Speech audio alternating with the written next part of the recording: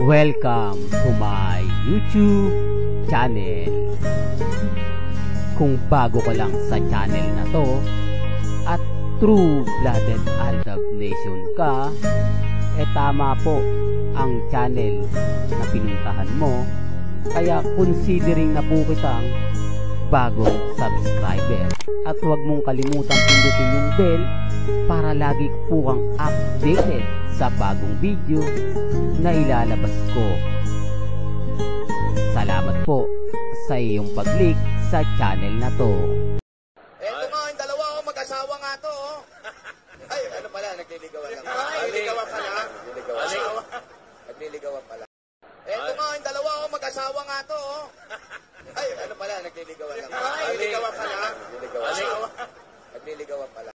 Aldab, ito na naman po ang inyong lingkod, si Mr. Destiny. At syempre, meron na naman po tayong pinakamagandang update po ngayon. Walang iba kundi si Alden Richards, mga ka-Aldab.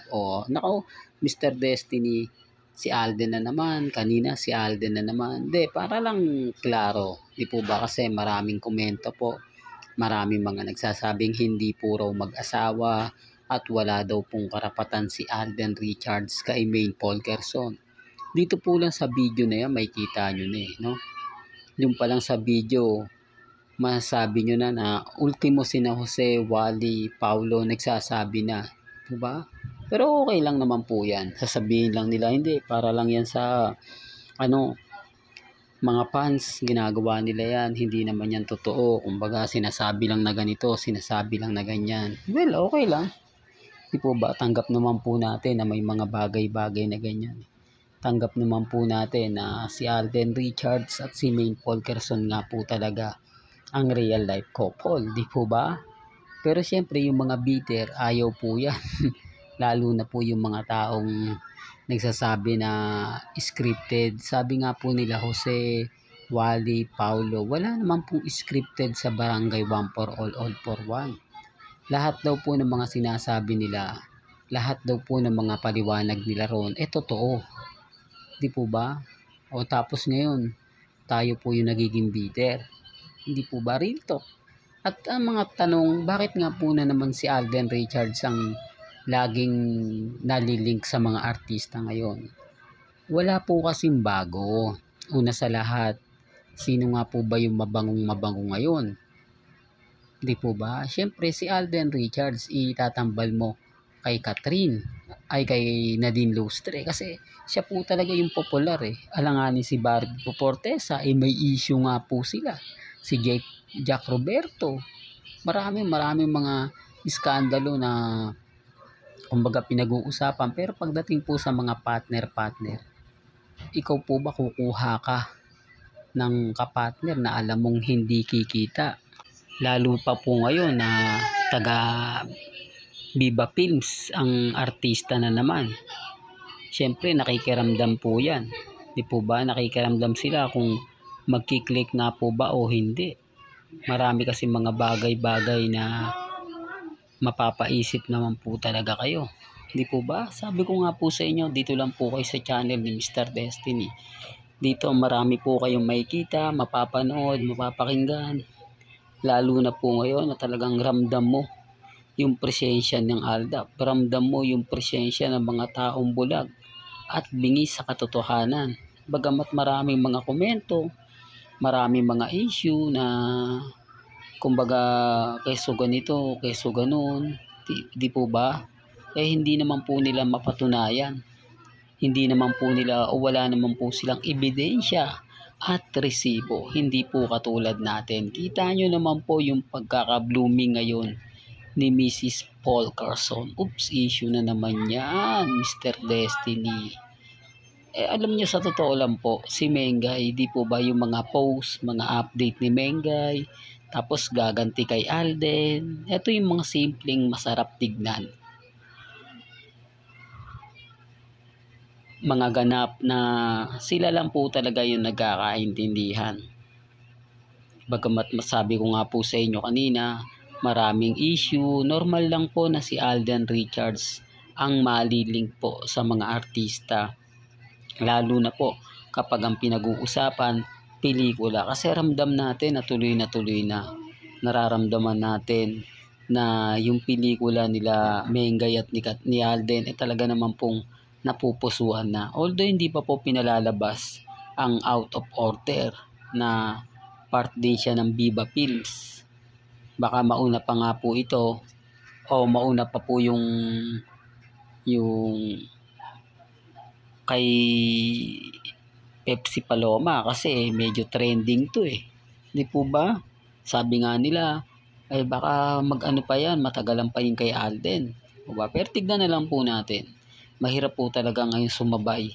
Alam nyo naman po sa social media kung sino yung hype, kung sino yung pinag-uusapan, pinagpepiestahan, talaga naman pong tatangkilikin. Kasi ang issue po dun, yung kung totoo ba, kasi alam nyo naman po ng mga panahon noon, hindi naman po na ipalabas yun at kulang pa. Di po ba? Hindi po katulad ngayon na pagbabasihan na lang nila kung sino nga po ba talaga yung totoong may kasalanan. Kung sino nga po ba talaga yung totoong pumatay. O, syempre yung ibang tao na conscious. Di po ba? Na anong mga panahon yan, sasariwain po nila. O, tapos ang dami pang mga video na lumabas kay Pepsi Paloma. Kaya yung iba po, na-conscious. Di po ba? Titignan nila kung kay Alden. Hindi natin alam. Di po ba? Talagang nagkakataon na maraming issue, no? Bago pumutok. Viva Films din kasi yun.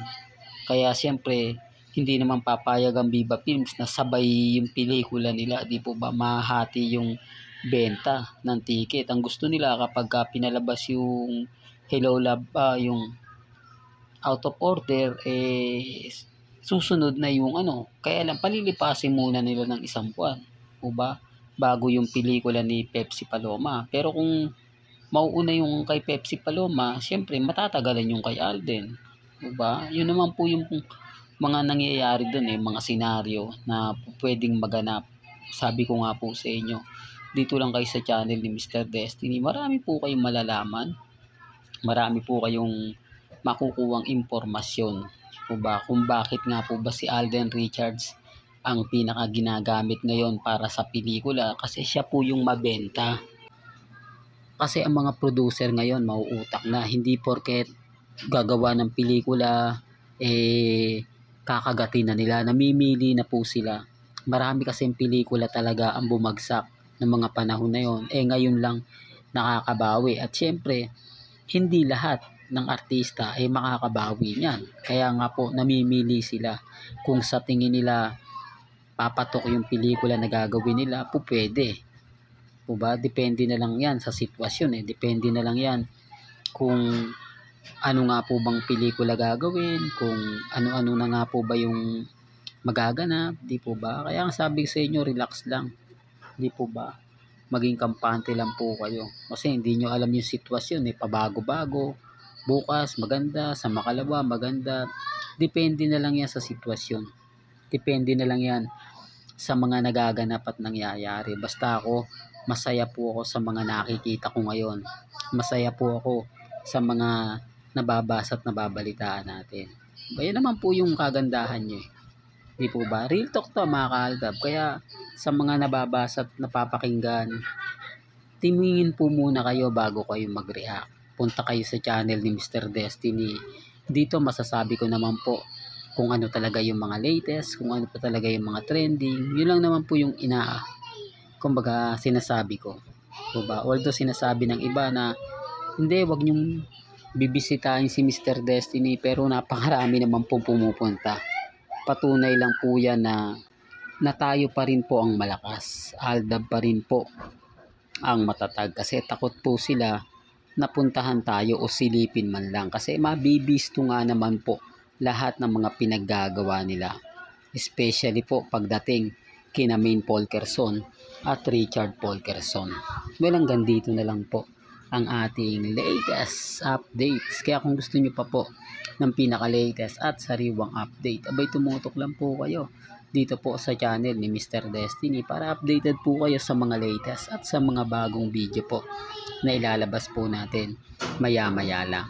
Kaya kung bago ka lang sa channel na to at isa kang true-blooded Aldab Nation, na nagmamahal kina Mengay at Isoy, tama po ang channel na pinuntahan mo, kaya consider na po kitang bagong subscriber. At huwag mong kalimutang i-share ang mga video po natin sa mga mami, sa mga titas, at sa mga senyor. Hanggang sa muli, salamat po sa panonood at pakikinig.